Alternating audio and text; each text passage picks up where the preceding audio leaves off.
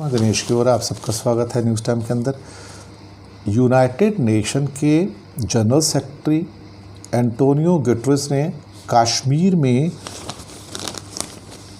जो बच्चे मारे गए हैं, चिल्ड्रन, उनके ऊपर जो अटैक हो रहे हैं सरकार के द्वारा, उसके ऊपर कमेंट किया और लिखा, उसके ऊपर कहा कि child casualties in Jammu and Kashmir and there are large number of casualties and government should take preventive measures to protect children including by ending the use of pellets against the kids। कि सरकार यानी कि सिक्योरिटी फोर्सेस उनके ऊपर क्या कहते हैं कि पैलेट्स, गन पैलेट्स होते हैं, वो उनके ऊपर छोड़ती है और जिसके द्वारा उनकी कैजुअलिटीज़ जो हैं, देखा जाए तो चिल्ड्रन कैजुअलिटी, उसके ऊपर बहुत बड़ा कंसर्न शो किया है यूनाइटेड नेशन ने।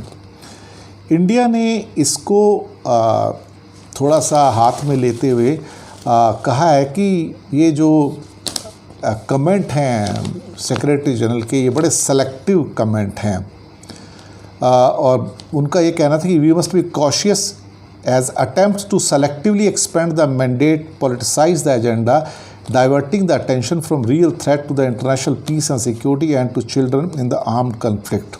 ये भारत का कहना था।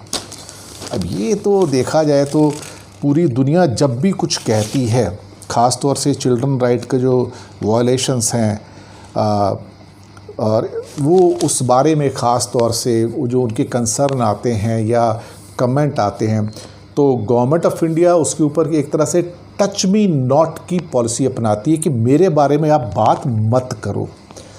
You have got no right, मतलब कहने का मतलब you have got no right to speak about me और माई स्टेट कश्मीर।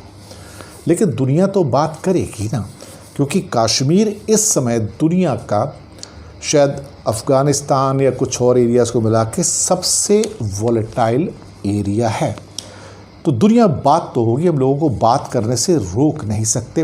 और जब यूनाइटेड नेशन के सेक्रेटरी जनरल उसके ऊपर कंसर्न व्यक्त करते हैं तो फिर बात पूरी दुनिया के अंदर चली जाती है। अब उसके बाद भारत अपना बैठ के खाली ढोल पीटता रहे, विरोध करता रहे, तो उससे कुछ नहीं होता है।